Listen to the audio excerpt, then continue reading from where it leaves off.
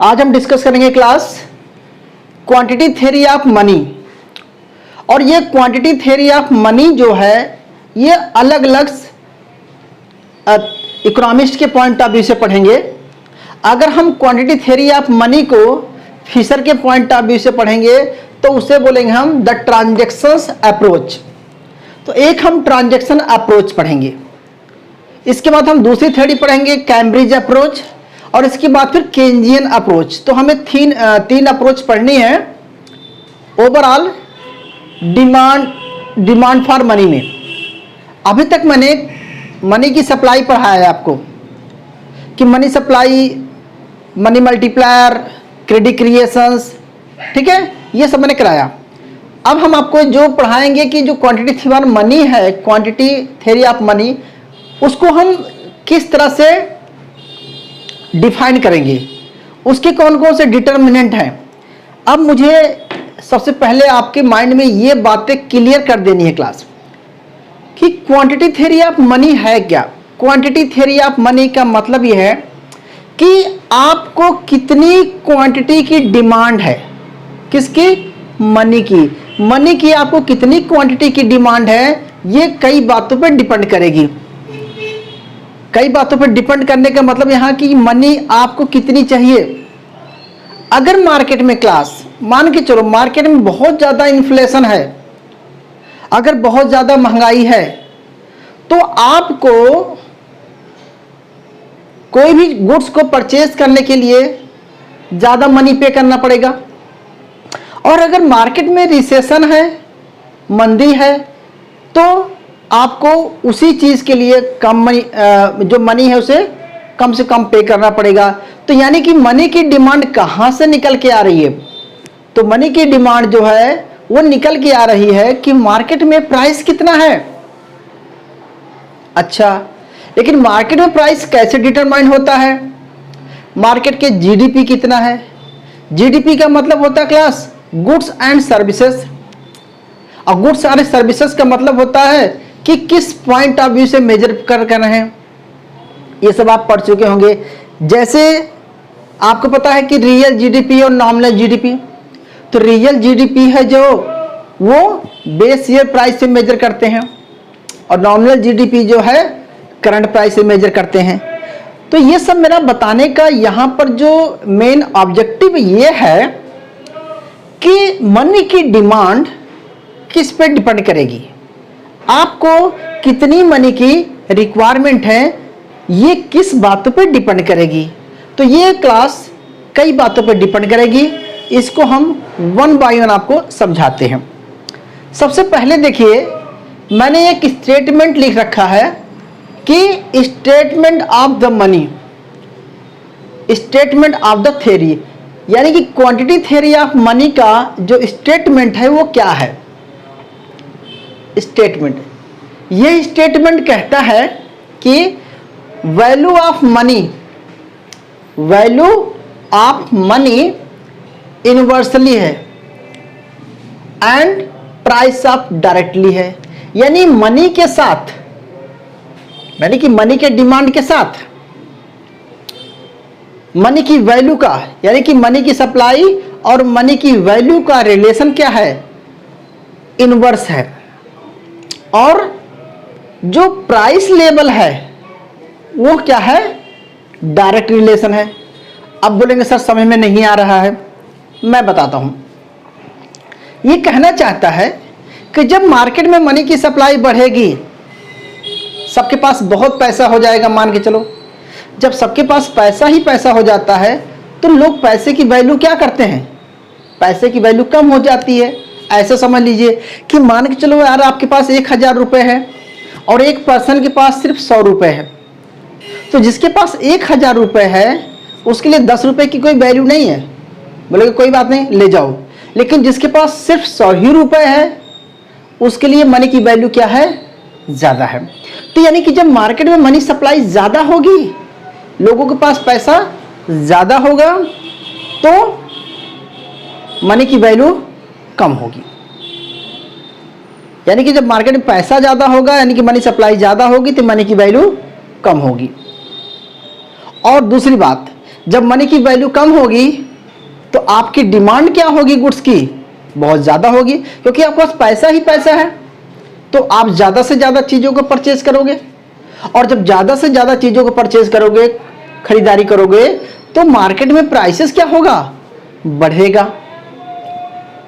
तो यानी कि जब मार्केट में मनी सप्लाई बढ़ रही है तो मार्केट में प्राइस भी बढ़ रहा है।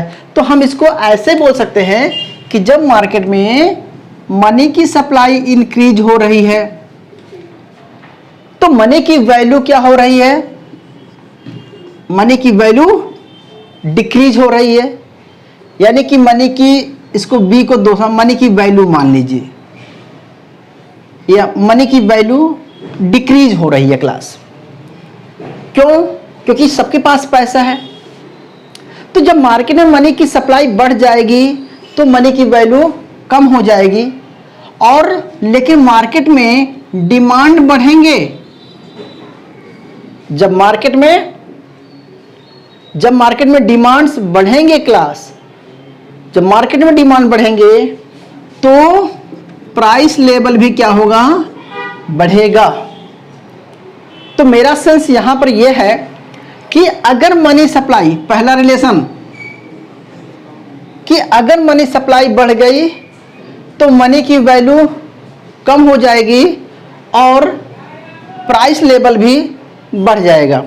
दूसरा है, अगर मार्केट में मनी की सप्लाई कम हो जाएगी तो मनी की वैल्यू जो है वो बढ़ जाएगी।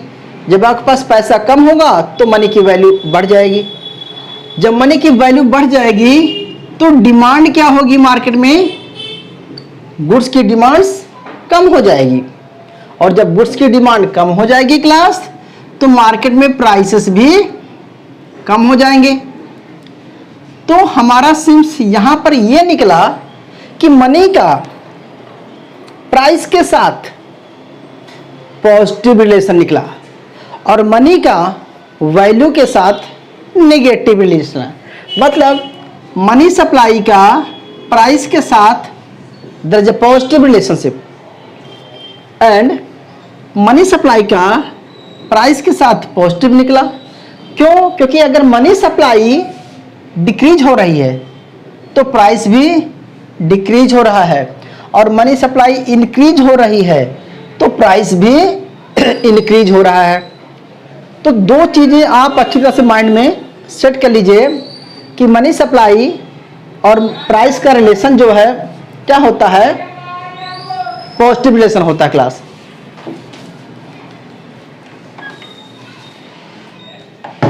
ओके, और दो चीजें यहां पर क्लियर हो गया कि इन दोनों का रिलेशंस, मनी सप्लाई का, मनी की वैल्यू और मनी में रिलेशन जो है इनवर्स, और प्राइस में रिलेशंस डायरेक्ट होता है। इसको समझ लीजिए। कहने का मेरा मतलब यहां पर आप यह भी कह सकते हैं क्लास कि मनी जो है, जो प्राइस है मार्केट में, जो प्राइस है वो किसका फंक्शन हो रहा है, मनी में जो प्राइस है मार्केट में वो फंक्शन हो रहा है किसका, मनी सप्लाई का फंक्शन है। यानी कि ये फंक्शन क्या दिखाता है, पॉजिटिव रिलेशन दिखाता है। ओके, लेकिन मनी की वैल्यू का नेगेटिव रिलेशन दिखाएगा। पहले हम आपको समझाते हैं, थोड़ा सा ध्यान समझिए क्लास। एक एग्जाम्पल ग्राफ ले लेते हैं। मान के चलो हमने यहां पर मनी की सप्लाई ले लिया, ठीक है, मनी की सप्लाई ले लिया, ठीक है, और यहां पर हमने प्राइस लेवल ले लिया। अच्छा, एक काम और नीचे करते हैं, यहां पर हमने मनी की वैल्यू ले लिया, मनी की वैल्यू को 1/p से डिवाइड करते हैं, अभी हम आपको समझाते हैं। और यहां पर भी हमने मनी की सप्लाई ले लिया। ध्यान से समझना क्लास। अच्छा, हमने पहले आपको बताया कि जब मनी सप्लाई, मान के चलो क्लास, ये है price equal to function of money supply. यानी कि हम बोलते हैं कि मार्केट में जब मनी एम नॉट थी तो मार्केट में प्राइस पी नॉट है। मनी एम नॉट थी तो प्राइस पी नॉट है। तो इसका मतलब हुआ कि मार्केट में आप मान के चलो ये जो वैल्यू है, या इसे हम लिखते हैं 1/P लिख सकते हैं। ये वैल्यू है 1/P, वो क्या है? ये मनी है। अच्छा, फिर बोलता है क्लास कि जब मार्केट में मनी सप्लाई बढ़ जाती है, थोड़ी देर के लिए हम मनी की सप्लाई को बढ़ा लेते हैं। जब हम मनी की सप्लाई को बढ़ा करके हमने M1 कर दिया तो हमारा प्राइस भी जो है पॉजिटिवली इंक्रीज हो गया। हमारा प्राइस भी क्लास P1 हो गया। तो यानी कि चेंज कितना आया? चेंज आया कितना? P1 minus P0/P0। ये क्या है क्लास? इसे बोलते हैं प्रोपोर्शन चेंज। क्या आया क्लास? इसे बोलेंगे P1 माइनस P0/P0। इसको क्या बोलते हैं? प्राइस में कितना चेंज आया? प्रोपोर्शनल चेंज हो गया।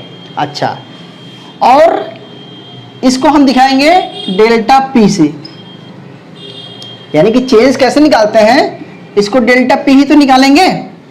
अच्छा, और अगर इसका चेंज कैसे निकालेंगे तो M1 माइनस M0/M0 आप ऐसा भी निकाल सकते हैं। ठीक है, तो क्या करेंगे क्लास?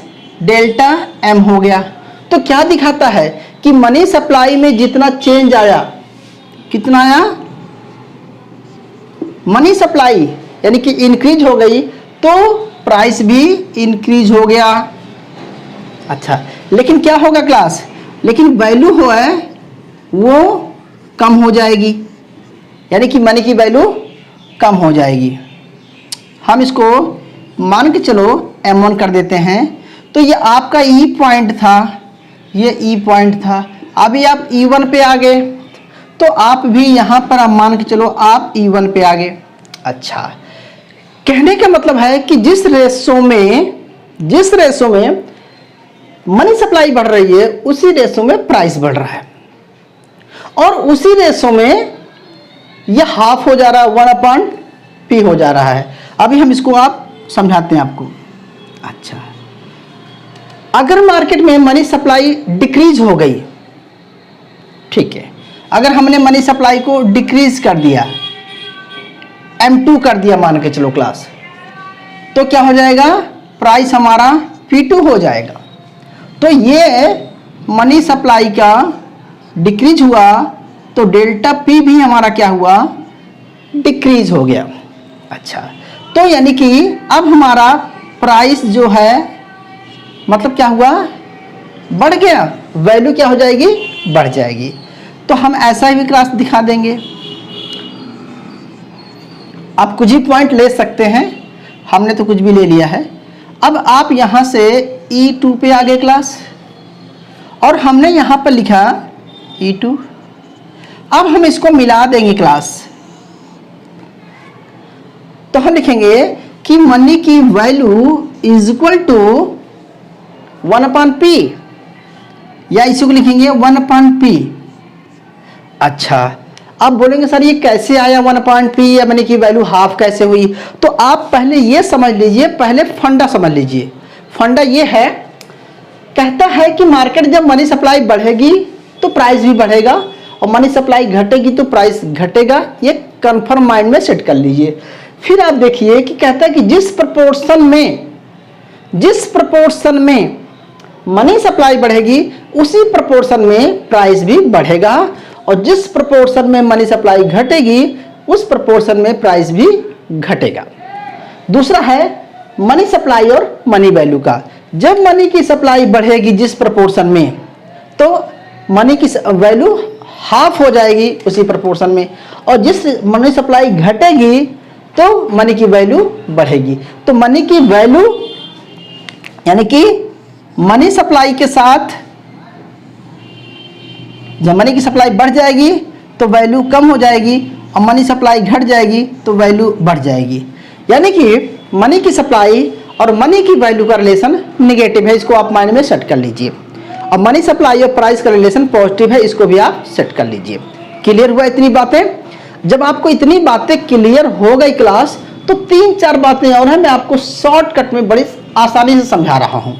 ठीक है, ये आपको समझ में आ गया। अब मुझे आपको यहां बताना है कि सर कैसे निकालेंगे वैल्यू। तो देखिए, मैंने कहा कि value of money and price relation में क्या होता है कि value of money equal to होता है 1/P। अब बोलो सर ये 1/P आपने कैसे ला लिया, कहां से आपने 1/P ले लिया? तो अब मैं आपको और समझाता हूं डेप्थ में। एक चीज समझ लीजिए दूसरा समझ लीजिए, वेलोसिटी ऑफ मनी, ये मनी की वैल्यू अलग बात है और ये वेलोसिटी ऑफ मनी अलग है। वेलोसिटी ऑफ मनी का मतलब होता है क्लास कि जैसे मैंने आपको 100 रुपया, थोड़ी देर पहले मैंने 100 रुपया रिक्शे वाले को दिया और रिक्शे वाले ने 10 मिनट में उसको समोसे वाले को दे दिया। समोसे वाले ने 10 रुपये में जाके आइसक्रीम खा लिया, फिर वो कहीं और चला गया। कहने का मतलब है कि एक दिन में मनी कितने लोगों के हाथों में जा रही है। तो वेलोसिटी ऑफ मनी का मतलब होता है कि सर्कुलेशन, एक दिन में मनी कितने हाथों में जा रही है, how many hand to transfer the money. वो जो सिक्का या नोट कितने लोगों के हाथों में जा रही है उसे बोलते हैं क्लास वेलोसिटी ऑफ मनी। ये कैसे डिफाइन करेगा? इसका फार्मूला होता है जीडीपी अपॉन मनी सप्लाई। अच्छा, अब आपको पता है क्लास मनी सप्लाई क्या होता है? एम बी बराबर M, money supply equal to C plus D होता था, याद है? करेंसी प्लस डिपॉजिट होता था। ठीक है, करेंसी प्लस डिपॉजिट होता था। और वाई का मतलब क्या है क्लास? जीडीपी का मतलब वाई हो गया। अच्छा, इसी को मैंने थोड़ा दूसरे तरीके से समझाने का प्रयास किया है। इसे हम बोलते हैं क्लास, क्या बोलते हैं? इसे बोलते हैं इक्वेशन ऑफ एक्सचेंज। किसे बोलते हैं आप? Equation of exchange. Please note down कीजिए।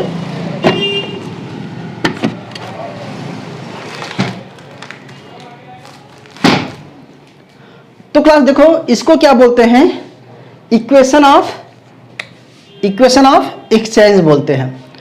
इक्वेशन ऑफ एक्सचेंज का मतलब यहां पर क्या है कि जो इक्वेशन ऑफ एक्सचेंज है वो दिखाता है कि नॉमिनल मनी बराबर रियल जीडीपी। समझ गए आप? तो जीडीपी बराबर, जीडीपी क्या लिख सकते हैं? Y into P. क्या वाई का मतलब यहां पर है गुड्स एंड सर्विसेज। अगर उसके मार्केट में प्राइस से मल्टीप्लाई करेंगे तो क्या निकलेगा क्लास? जीडीपी। तो हम इस बी की जगह पे लिख सकते हैं जीडीपी अपॉन मनी सप्लाई, लिख दिया। अच्छा, लेकिन इस जीडीपी की जगह पे वाईपी अपॉन एम भी लिख सकते हैं। वाईपी अपॉन एम लिख सकते हैं। क्यों? क्योंकि वाई का मतलब गुड्स एंड सर्विसेज है और पी का मतलब प्राइस है, तो वाईपी लिख सकते हैं। तो इसीलिए बोला जाता है इसको कि इक्वेशन ऑफ एक्सचेंज। फिर इसको क्या करेंगे? अब हम क्लास करेंगे कि हम एम और बी को, वेलोसिटी ऑफ मनी बी और एम को अगर एक साइड ला देंगे तो क्या बन जाएगा? M B. एम बी बराबर क्या बन जाएगा आपका? P Y. तो एम बी बराबर पी वाई बन गया। एम बी बराबर पी वाई बन गया। इसका मतलब क्या है कि मनी मार्केट में मनी की सप्लाई कितनी है और वो कितने हाथों में जा रही है एक बार में। अगर मान के चलो मनी की सप्लाई 100 रुपए है मार्केट में और एक दिन में वो 8 लोगों के हाथ में जा रही है, तो कितनी मनी सप्लाई हो गई? 800 हो गई। तो यानी कि मनी सप्लाई को क्या लिखेंगे? एम बी लिखते हैं। और मनी सप्लाई जितनी होगी और वेलोसिटी जितनी होगी उसको मल्टीप्लाई करने से जो आएगा वही तो तुम्हारा जीडीपी है। क्यों? क्योंकि देखो पी का मतलब प्राइस है और वाई का मतलब यहां पर गुड्स एंड सर्विसेज है, तो 800 रुपए का ही तो कारोबार हुआ है। तो यानी कि पी वाई क्या है? प्राइस है और वाई क्या है? जीडीपी है। मान के चलो जीडीपी की जगह पे हम, वाई की जगह पे हम टी लिख देते हैं। टी का मतलब गुड्स एंड सर्विसेज है। अगर हम इसकी जगह पे टी लिख दिया तो पी तो मेरा पहले का ही है। अच्छा, पी का मतलब मार्केट में कितना प्राइस है, टी का मतलब है कितनी गुड्स एंड सर्विसेज है। तो पी और टी मिला देंगे तो क्या निकलेगा क्लास हमारा, जीडीपी।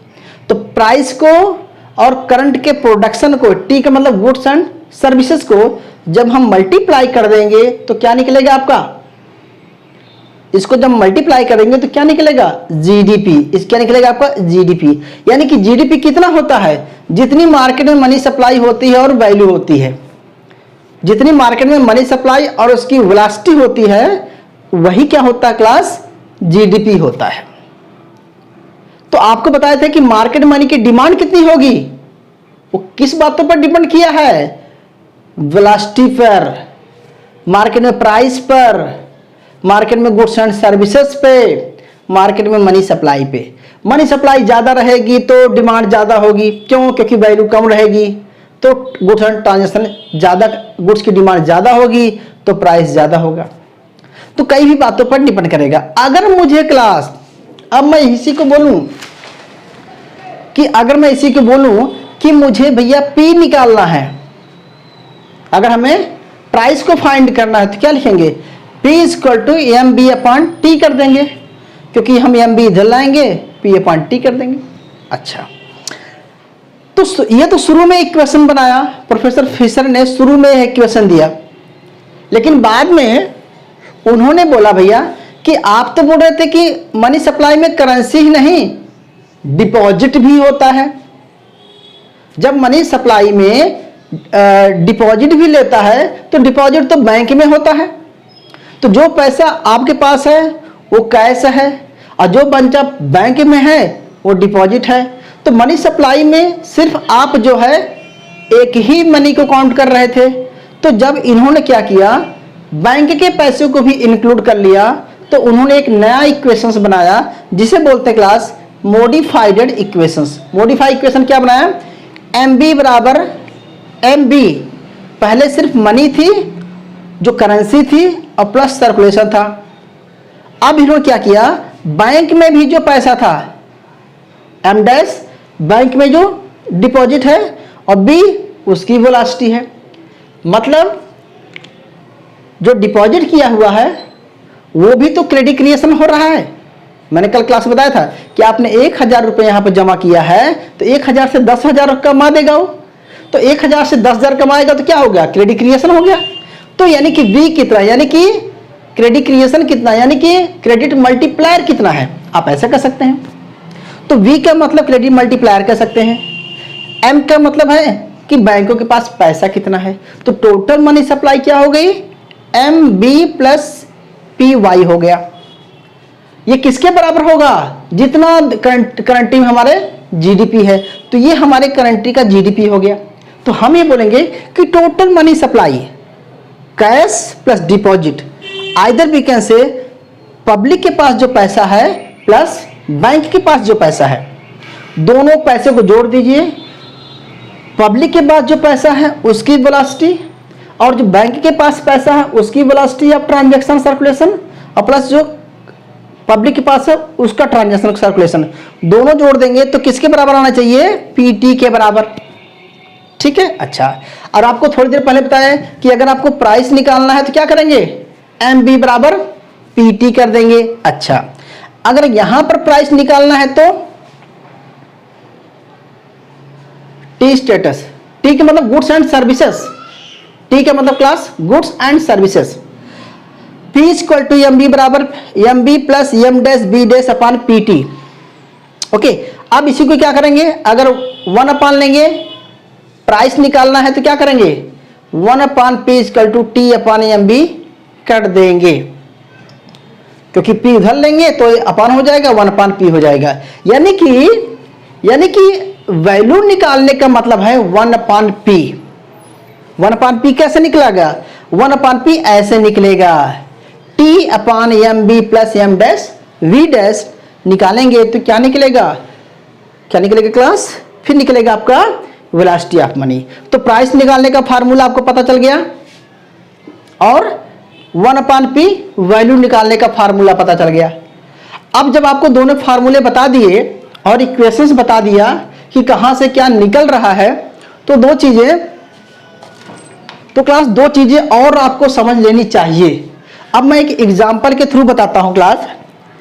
देखो लास्ट में देखो, P बराबर M B plus M dash B dash, ये आपका इक्वेशंस बना, इसे बोलते हैं Fisher equations.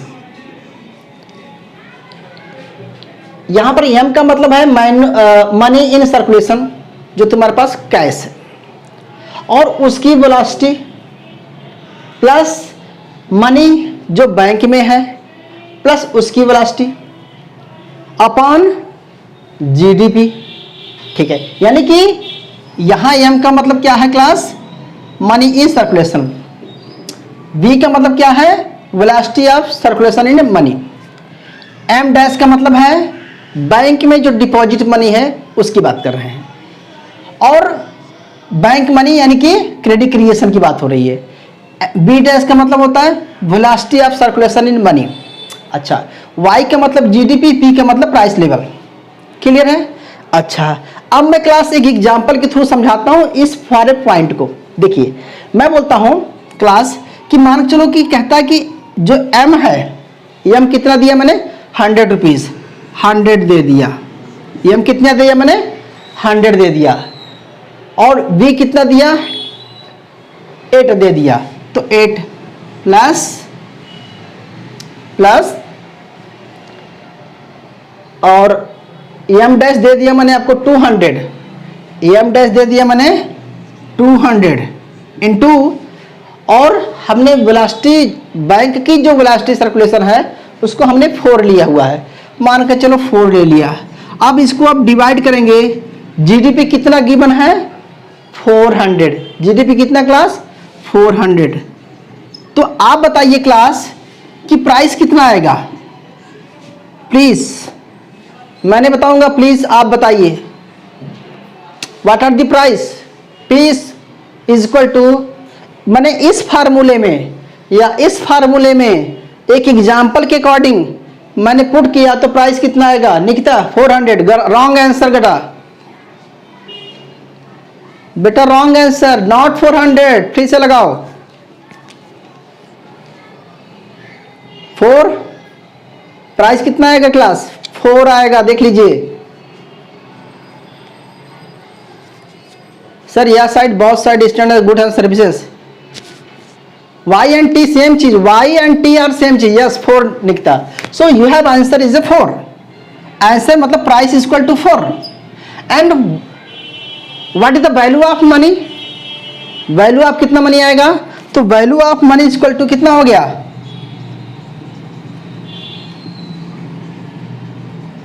Value of money is equal to 1/4, 1/p is equal to 1/4 is equal to value of money. बोलो यार बेटा, value of money 1/4, 1/4 is equal to 0.25। बोलो भाई यार, वैल्यू क्या हो गई, 4 दूनी point, yes 0.25, good okay class. अब मैं बोलता हूं कि चलो एक काम करते हैं, मनी सप्लाई को बढ़ा के देखते हैं। हमने मनी सप्लाई बढ़ाया है, कौन सी मनी सप्लाई बढ़ाएंगे, दोनों मनी सप्लाई बढ़ाएंगे। सी मतलब हमने क्या किया, एम को, यानी कि कौन सा हम था, एम को मैंने 200 कर दिया और एम डैश को मैंने 400 कर दिया, यानी कि डबल टाइम कर दिया, दुगना कर दिया। यानी कि अगर ये आपको बी, यानी कि बी आपको कांस्टेंट रखना है, टी कांस्टेंट रखना है, बी और टी सब कांस्टेंट है, only change the money supply. If change supply, money supply को चेंज करेंगे तो क्या हो जाएगा क्लास, हम 100 की जगह पर 200 कर देते हैं, 200 इंटू 8, मतलब हम वेलोसिटी चेंज नहीं कर रहे हैं, एजप्शन है कि वेलोसिटी कांस्टेंट है, प्लस मनी सप्लाई यानी कि बैंकिंग का भी चेंज कर सकते हैं, 400 अपॉन इंटू इसको 4 अपॉन 400। नाउ आंसर कितना आएगा बेटा? If Y T and B wrong answer,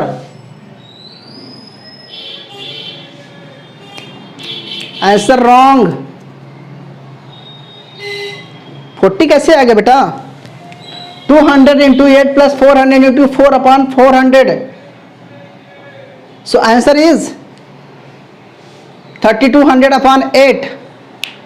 3200 upon, yes 8 आएगा निकता, good. So your answer is 8। यानी कि प्राइस लेवल क्या हुआ क्लास? जब मार्केट में, याद रखना, जब मार्केट में कितना पैसा था, ये प्राइस लेवल कितना था? 4 था। प्राइस लेवल कितना था? 4। प्राइस लेवल 4 आया था। जब मैंने मनी सप्लाई बढ़ा दिया तो प्राइस लेवल हो गया 8। तो पहले कितना था? यहां कितना था? 0.25। अब बताइए वैल्यू कितनी हो गई? व्हाट आर दी वैल्यू बेटा? वैल्यू कितनी होगी? वेलोसिटी ऑफ मनी कितनी हो जाएगी value class? So value of money equal to 1 upon P equal to 1 upon 8 equal to what? बताओ भाई। 1 अपॉन 8 इक्वल टू पॉइंट, कितना पॉइंट आया? Yes 0.125। So 0.125। Okay. So class अब मैं मेन स्टेटमेंट पे आता हूं। What are the main statement? लिखो अकॉर्डिंग टू, ध्यान देना क्लास, पूरा समराइज कर रहा हूं। According to quantity theory of money, the transaction approach से क्या बोलती? क्या ट्रांजैक्शन अप्रोच क्या बोलती है कि if money supply increase 2 time, money supply increase 2 time, price will be increase 2 time, value should be half. यानी कि मनी सप्लाई को अगर 2 टाइम बढ़ाएंगे तो प्राइस भी 2 टाइम बढ़ जाएगा। अगर मनी सप्लाई को हाफ कर देंगे तो प्राइस भी हाफ हो जाएगा। अच्छा, या बोलेंगे अगर मनी सप्लाई बढ़ाएंगे तो वैल्यू घटेगी और मनी सप्लाई घटाएंगे तो वैल्यू बढ़ेगी। अब एक साथ बताते हैं कि अगर मनी सप्लाई बढ़ गई तो प्राइस बढ़ेगा, वैल्यू हाफ हो जाएगी। यानी कि money supply increase 2 time, then price increase 2 time, value will be half. Okay, and if money supply decrease 2 time, price also decrease 2 time, but value should be double. ठीक है, तो money supply का ये equations आपको चीजों को समझना है क्लास ढंग से। अच्छा, अब मेन बात आती है क्लास कि इस थ्योरी को आपको क्रिटिसाइज भी करना है। तो सबसे पहले इसकी एजम्पशन देख लेना। इसकी एजम्पशंस, पहली एजम्पशन है, आप नोट कर लीजिए, मैं बताता हूं। इसकी एजम्पशंस है कि ये कहता है कि V यानी कि वेलोसिटी और एक टाइम पे मनी सप्लाई कांस्टेंट मानता है, T को, गुड्स एंड सर्विसेज को कांस्टेंट मानता है, फुल एम्प्लॉयमेंट को मानता है कि मार्केट में फुल एम्प्लॉयमेंट है, और M और M का, इनका प्रोपोर्शन यानी कि करेंसी और डिपॉजिट प्रोपोर्शन सेम है, मतलब दोनों का सेम प्रोपोर्शन में चलता है। यानी कि एक पर्सन के पास अगर 100 रुपये आएगी तो 100 में 50-50 मान के चलो कि 50 रुपये वो डिपॉजिट करेगा, 50 रुपये कैश रखेगा, तो इसको कांस्टेंट मान के चलता है। अच्छा, अब आप क्या करेंगे क्लास? अब इसको एजम्पशंस को तो 4-5 एजम्पशन लिख देंगे। इसके बाद इसको क्रिटिसाइज कैसे करेंगे? तो बोलना सर कि कभी भी कांस्टेंट नहीं होता, मनी सप्लाई सर्कुलेशन कभी कांस्टेंट नहीं होता। फिर आपको बताना है कि फुल एम्प्लॉयमेंट तो कभी होता नहीं है। ठीक है, दूसरी बात है कि ये गवर्नमेंट में इंटरसेट वगैरह को काउंट नहीं कर रहा है, ये गलत बात है। तीसरी बात है कि ये कहता है कि बी और P का रिलेशन है, T का, वो जिस तरह से माना है वो सही नहीं है। ये कहता है कि मनी सप्लाई इंक्रीज होगी तो प्राइस इंक्रीज होगा, ऐसा भी नहीं हो सकता है, कोई जरूरी नहीं कि ऐसा हो। ठीक है, तो ये 4-6 एजम्पशंस के अकॉर्डिंग ही आप इसको क्रिटिसाइज कर देना। ठीक है क्लास, तो आपको उम्मीद करता हूं कि ये क्वांटिटी थ्योरी ऑफ मनी, जिसे फिशर थ्योरी बोलते हैं या ट्रांजैक्शन अप्रोच बोलते हैं, ये आपको अच्छी तरह से समझ में आ गया होगा। ठीक है, तो उम्मीद करता हूं समझ में आ गया। कोई डाउट हो तो प्लीज आप नेक्स्ट क्लास में हम इसका डिस्कस कर लेंगे। तब तक के लिए आप नोट डाउन कर लीजिए, नेक्स्ट क्लास में मिलेंगे क्लास।